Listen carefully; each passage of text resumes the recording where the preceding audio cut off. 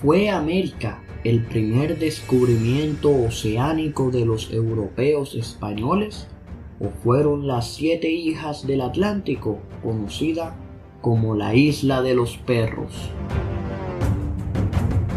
Llamada hoy Islas Las Canarias, señala la leyenda que emergió con el hundimiento de la mítica Atlántida, de la cual surgieron más allá de la superficie del océano Atlántico 7 cúspides cónicas volcánicas, base especial de un archipiélago. Otros relatos la relacionan con la presencia de una fiera raza de perros, Ínsula Canaria o Isla de los Canes.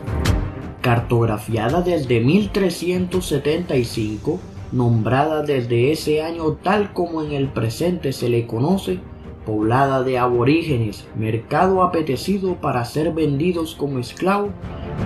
la primera incursión tipo conquista o presencia hispánica se produjo en 1402 y se prolongó hasta 1496 por parte de la corona española.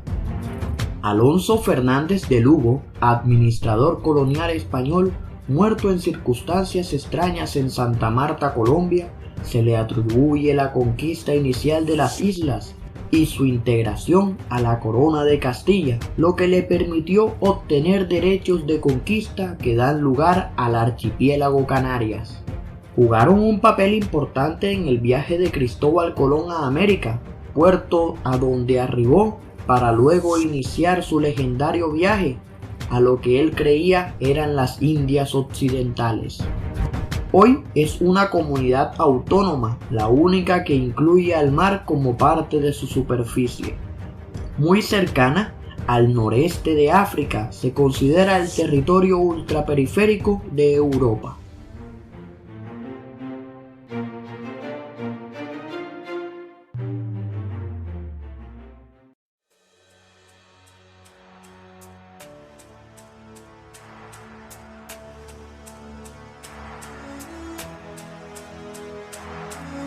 La equivocación del legendario almirante Cristóbal Colón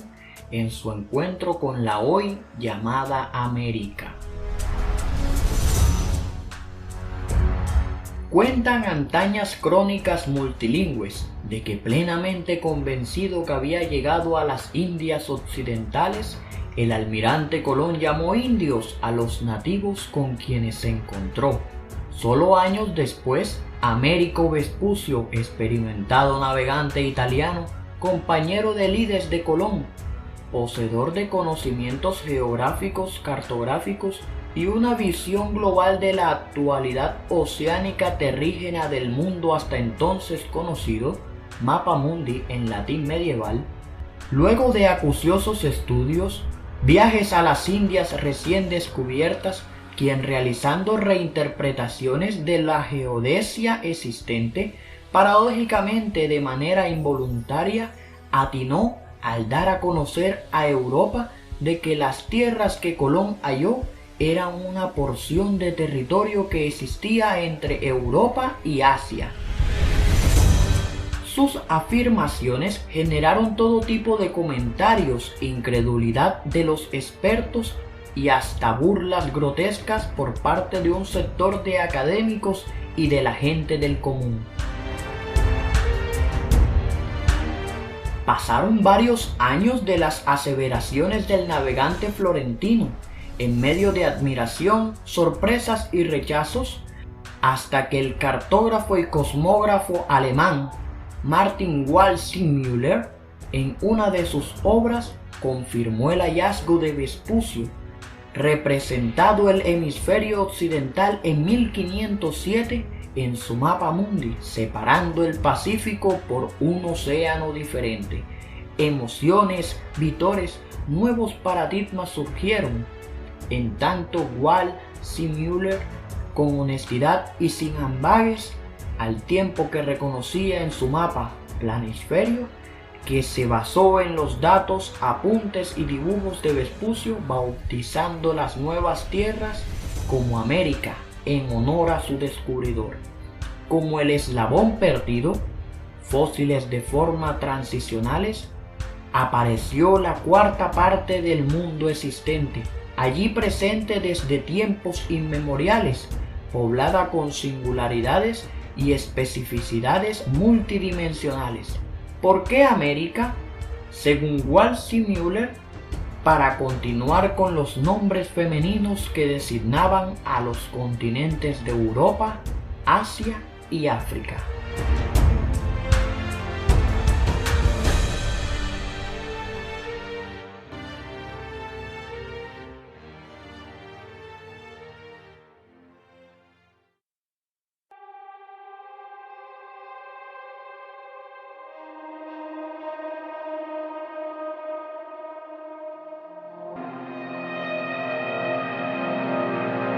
Los fantasmas que habitan en el edificio de la aduana de Barranquilla.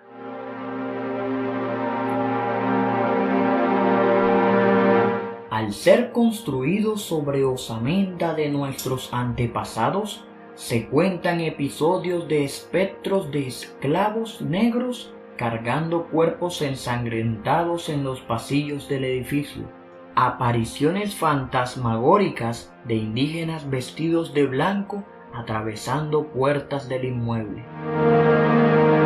El incendio que acabó en 1916 con las primeras instalaciones de la administración aduanera fue atribuido a un castigo influido por los espíritus de los naturales que en diferentes rangos y jerarquías yacían en el subsuelo de la edificación, al ser perturbado el lugar de su descanso eterno.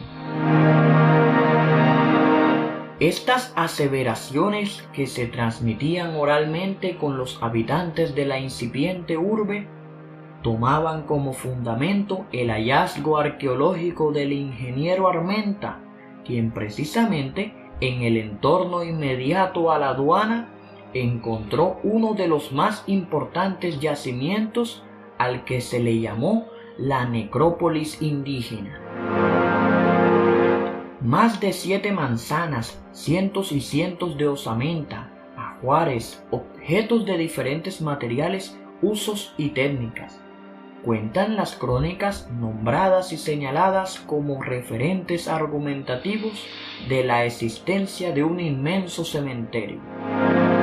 Sí, desde luego, la fuerza espiritual de los ritos, la invocación a sus dioses en un solo pensar, otorgó la fuerza espiritual necesaria para provocar el incendio, se comentaba en los corrillos esquineros de la incipiente urbe.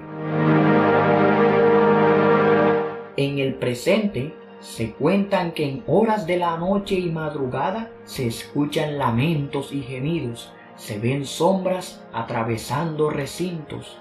mientras que con el pasar de los años 2017 y 2018 se encuentran en el perímetro de la edificación más y más restos óseos, esqueléticos, tanto humanos como de animales, más y más objetos de uso diario y ceremonial, vestimentas y adornos funerarios de las tribus prehispánicas que una vez se asentaron en el entorno de la edificación, lo que contribuye a darle mayor credibilidad a la existencia de los fantasmas de la aduana.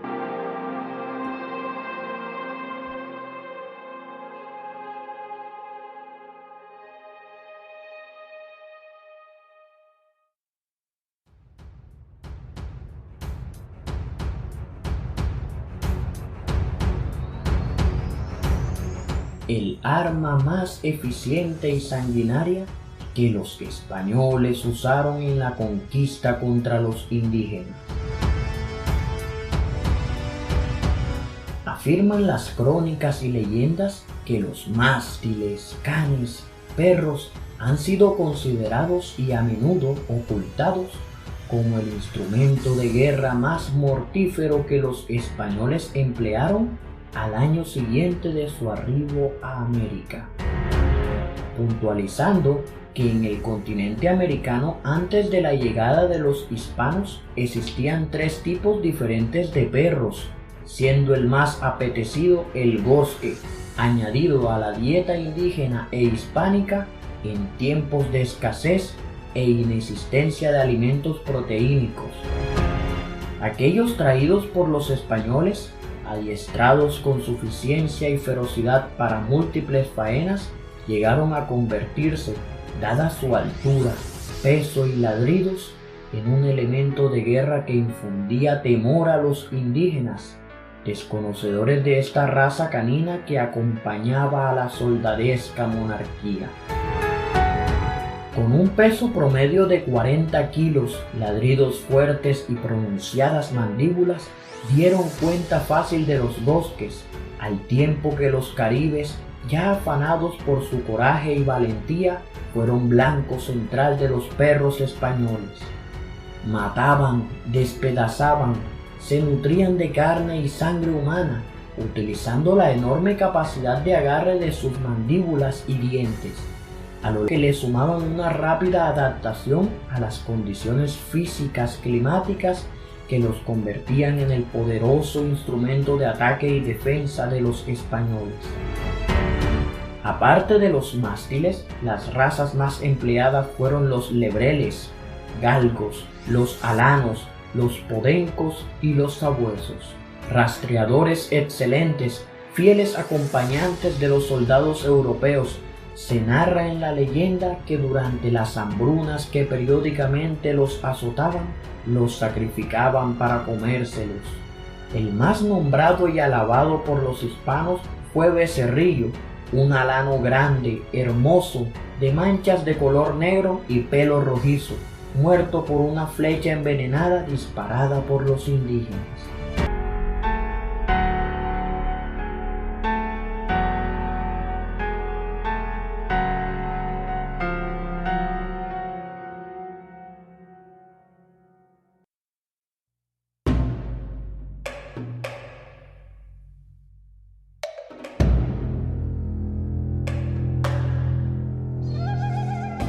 La antropofagia de los indios caribe. Leyenda o realidad que recorre muchas crónicas de los narradores hispanos e incluso es comentada, transcrita siglos después de la conquista y colonia por autores de esta parte de América. La fuerza, capacidades y habilidades para el combate, visión estratégica de sus movimientos han sido reconocidas desde su legendario itinerar desde el norte al sur de América y su dispersión por todas estas tierras generosas en ecosistemas, flora, fauna, pisos térmicos, bienes y servicios propicios para su presencia. Al asentarse en el norte del partido de tierra adentro, en el entorno cercano a la boca del río Grande de la Magdalena, los caribes, con su innato espíritu combativo, conocedores de la fuerza y movimientos del fluir del río, esperaban pacientemente en un lugar aproximado, calculado por ellos, en donde las diversas embarcaciones españolas finalmente no resistían los embates del caudal fluvial y eran destruidos por éste, y sus restos, hombres y nave, terminaban en los playones que forma el río Magdalena. Procedían entonces a acercarse sigilosamente, atacar a los europeos, sacándoles sus entrañas y comiéndoselas ensangrentadas como alimentos de vitalidad y simbólicamente de victoria, de triunfo. Algunos se repintaban su cuerpo ya teñido de color rojo con la sangre, convirtiéndose, según la crónica de los hispanos, en verdaderos demonios que devoraban sin cesar el cuerpo de sus connaturales. Juiciosas opiniones y escritos dan a conocer cómo en el sentir de los cronistas monárquicos estaba el llevar sus relatos al paroxismo, al frenesí de la acción salvaje, animal de los caribes, como una forma de generar rechazo, repudio, miedo, temor en la monarquía, y ésta se viera obligada a mandar más hombres y armas en su afán de dominio territorial y destrucción de los salvajes naturales.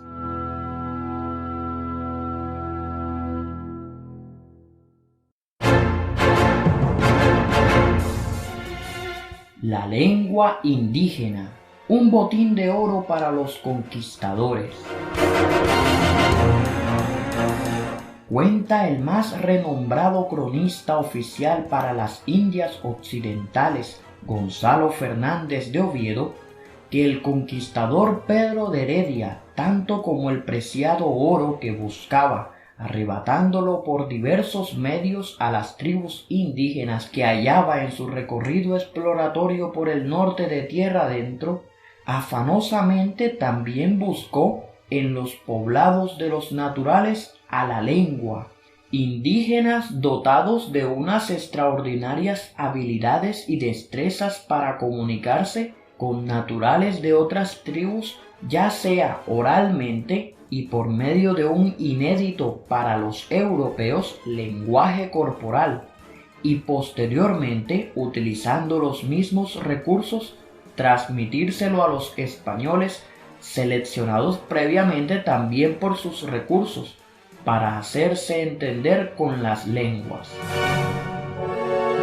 Ello le facilitaba al adelantado Heredia agilizar su exploración, su traslado hacia lugares seguros y sin la existencia exuberante de montes, faunas peligrosas y otros obstáculos, de tal forma que en menos de 2 meses de reconocimiento y exploración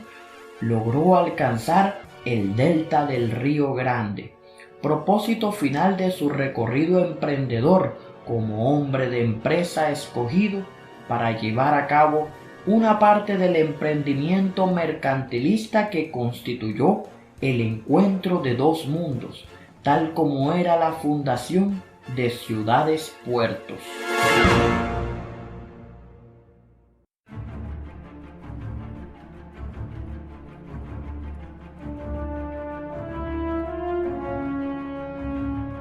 La astucia hispánica a prueba. La práctica del rescate, usualmente puesta en ejercicio por los españoles, intercambio de espejitos y chucherías europeas por el oro de los indígenas, es una más de una fuente inagotable de simples o complejos mecanismos de interacción social multiétnica, no exenta de violencia, que tuvo lugar en la conquista, la cual buscaba por diversos medios aplacar la codicia española por el oro, las perlas, alimentos, tejidos e incluso transar indígenas para ser sometidos a una despiadada esclavitud. Fue un modelo expoliador que arrebató la vida de miles de indígenas, llevó a la destrucción a fuego y sangre por doquier y extrajo las riquezas de las entrañas de la tierra y el sudor de sus habitantes. Característico intercambio del Caribe colombiano, el trueque entre bandos enemigos que con el transcurrir del tiempo fue intensificándose hasta transformarlo en un verdadero sistema de relaciones, tiene en la gobernación de Santa Marta a uno de sus más conspicuos representantes, el conquistador Pedro de Heredia, experimentado en este tipo de negociación desde su arribo de la Española. La ejercitó intensamente con singular habilidad con los nativos de la mencionada gobernación, antes de su partida, arribo y posesión como gobernador de la provincia de Cartagena.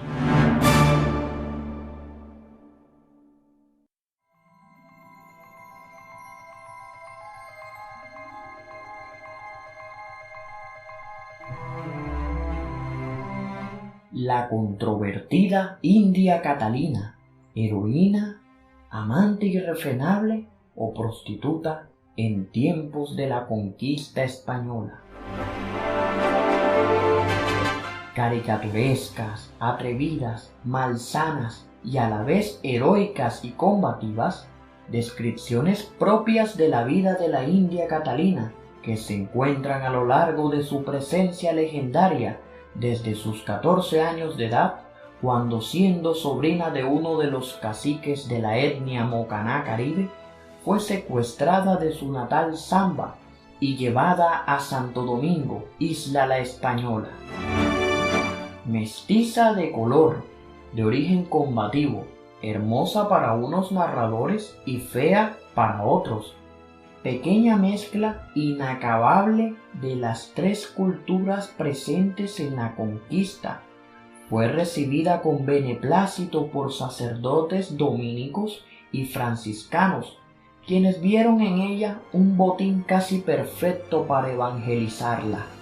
educarla en la fe católica y enseñarle el español a una nativa hábil en el manejo de las lenguas indígenas de las etnias presentes en el territorio de Tierra Adentro y su entorno. A su regreso de la Española, sin ambages ni sutilezas, vestida con el atuendo tradicional de los madrileños, la manola, fue requerida por el adelantado Pedro de Heredia como facilitadora de su emprendimiento conquistador y colonizador, llegando a ser su compañera de alcoba por años, más como expresión de su recia personalidad, su carácter y su convicción y lealtad a la monarquía española. Denunció sin titubeos ante las cortes españolas a Heredia como traidor, corrupto, por sus incontables actos de robo y barbarie al despojar del oro a los naturales y quedarse para sí con gran parte del preciado mineral que debía enviar a la corona. Cabe puntualizar que esta denuncia se realizó sin éxito, porque Heredia no fue condenado por tales acciones. Para el historiador y médico guajiro Hernán Urbina, el investigador quien con mayor ahínco y dedicación ha estudiado la vida y seguido las huellas de la India Catalina en su trasegar por territorios americanos. La India no vestía prendas indígenas, taparrabo, tetas al aire y plumas multicolores en su edad adulta, como lo muestra el escultor Eladio Gil, quien por encargo de don Víctor Nieto le ordenó al artista Héctor Lambona en 1961 crear una estatuilla como símbolo del Festival de Cine de Cartagena. Fue tanta la acogida de este premio cuando le encargó al escultor Eladio Gil en 1974 una estatua alta, erguida, de mirada fija en el horizonte, que se ha convertido hoy en día en un referente histórico y cultural y asimismo turístico de Cartagena de Indias. Para puntualizar el acierto de Gil cuando seleccionó el material en bronce, muy de moda en esos años para realizar la escultura, recordando que el bronce es una aleación de cobre y estaño, superior al hierro, salvo el acero, de uso múltiple, dúctil, que acumula menos calor, de un color llamativo que irradia múltiples destellos. Sin duda, a pesar de no ser fiel a la figura y estampa de la India Catalina, su creación es una metáfora de que esta mestiza siempre se resistía a morir y a no volver a ser sacada a la fuerza del territorio en el cual nació.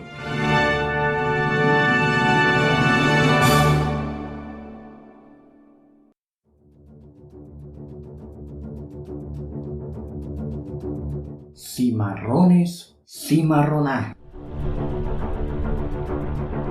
Una vez llegaron a América por diferentes rutas y bajo el control de diversas casas europeas y el férreo dominio de la corona española, los negros africanos provenientes del África subsahariana, Nigeria, Ghana y el norte de Camerún, transportados en los tristemente célebres barcos negreros, huyeron en número indeterminado hacia parajes desconocidos,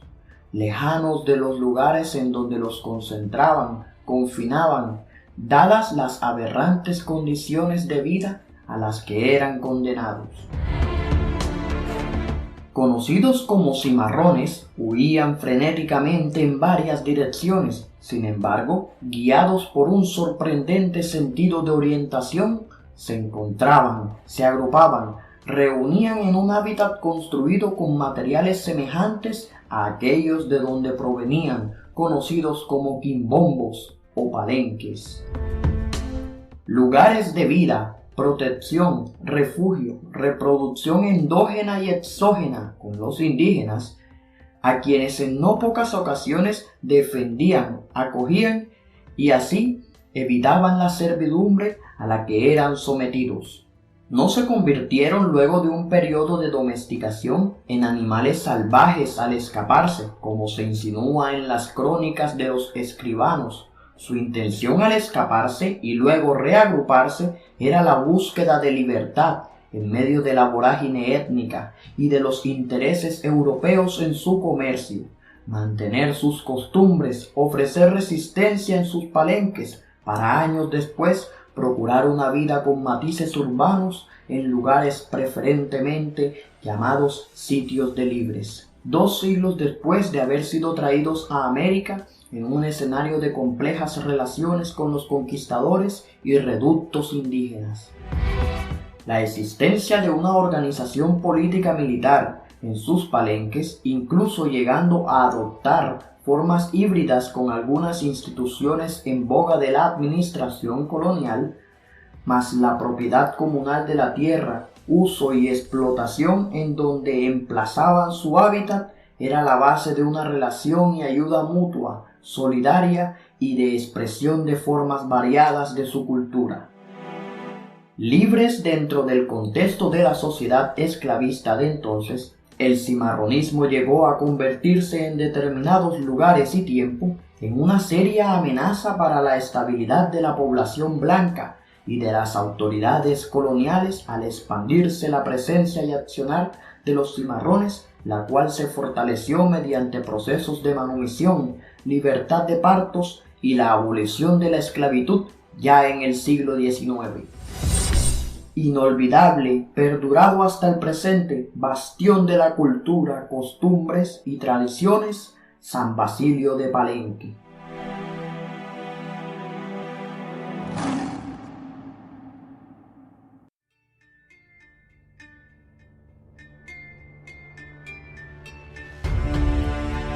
¿Centauros en el norte de tierra adentro? Seres de la mitología griega, criaturas con la cabeza, los brazos y el torso de un humano, y el cuerpo y las patas de un caballo. 6 extremidades componen su figura, 2 manos y 4 patas. La presencia y andar de los briosos e impetuosos equinos que montaban los conquistadores impresionaron a los indígenas prehispánicos que desconocían de su existencia, infundiéndole temor, admiración y reverencia al estar ante la presencia de un ser extraordinario, sobre el cual, en tanto humanos, eran montados por figuras de acero reluciente, llena de destellos fulgurantes por efectos del sol sobre el acero. En la percepción imaginario de los indígenas, los llamados centauros adquirieron una significación que les llevó a ser considerados dioses en su cosmogonía. En ocasiones, junto a ritos de adoración, les ofrecían sus mujeres y abundantes alimentos, mientras los conquistadores, que vestían las armaduras como segunda piel, haciendo uso de su instinto y racionalidad guerrerista y destructora, arrasaba con la humanidad de los naturales.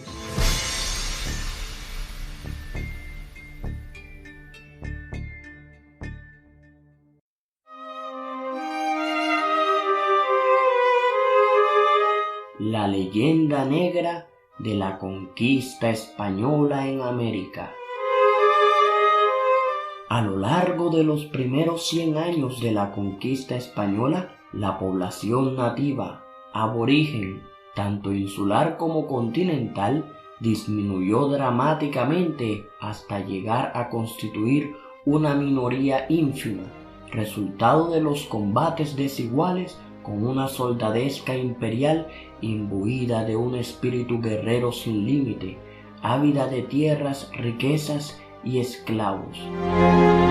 Esta verdadera empresa, llevada a cabo en plena ebullición de los inicios del capitalismo mercantil, cuya disputa en volumen de intercambios, dominio territorial e imposición de instituciones, enfrentaba a España con otras potencias imperiales, particularmente Inglaterra, Francia y Holanda.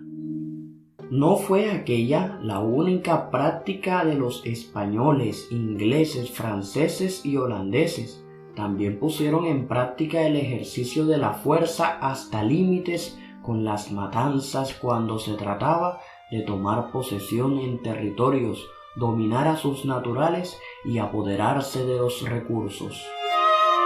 Mas el llamado siglo de oro, orgullo hispánico cuando tuvo lugar la conquista y colonización de América, fue sujeto de toda una campaña de desprestigio, de señalamientos, acusaciones, actos de barbarie, transmisión de enfermedades, contagios mortales cometidos por los españoles, por las potencias rivales con el ánimo de mancillar el honor de la madre patria, señalamientos, acusaciones que incluso hoy se difunden creando controversias y señalamientos en círculos gubernamentales, académicos, que trascienden al súbdito contemporáneo español, inglés y holandés. España no fue ciega ni sorda ante los ataques de sus rivales de diferentes frentes. Respondían. Fue Julián de Guderias, a quien finalmente se le atribuye el término y concepto de la leyenda negra, compendio que recogía las diversas versiones que oscurecieron el orgullo y el bien ser de una empresa que asumió España con hidalguía, bravura, inmensos recursos y sacrificios, desde el momento que pisaron tierra firme allende al océano Atlántico. De esta forma se fijaron los cimientos del capitalismo mercantilista, provocando una verdadera oleada de desarrollo de las fuerzas productivas de la España continental, al tiempo que con su presencia en América integraba no solamente territorios, sino que provocaba saltos civilizadores de medios de producción indígena, de su cultura, educación y fe. A pesar de los esfuerzos de los españoles por blanquear los aspectos más difundidos evidenciados de los años precitados, fue el dominico Fray Bartolomé de las Casas, luego de realizar varios viajes de reconocimiento y contacto directo con los nativos en 1582, al publicar, entre otras crónicas, la más cruda y descarnada relación español-indígena, en la brevísima relación de la destrucción de las Indias, quien en contra de un sector mayoritario de la Iglesia, afín al proceso conquistador, abiertamente da a conocer los atropellos y aniquilamientos de los nativos.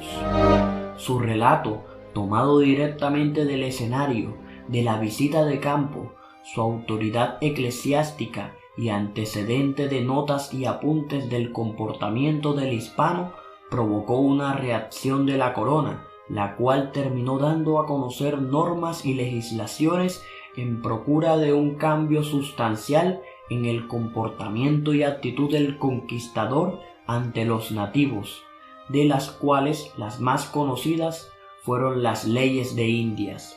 códigos, normatividades que se cumplieron a retazos, ignorando los aspectos más fuertes de las leyes, tanto por parte de los conquistadores como de gente de todas las condiciones sociales y políticas que arribaban afanosamente a América. Para puntualizar, la figura de la encomienda, quien con la intención de institucionalizar el accionar hispano en estos territorios, terminó convirtiéndose en la vía más expedita para acabar dominando férreamente al resto de naturales que aún perduraban sus tierras, cultivos y riquezas. Fin.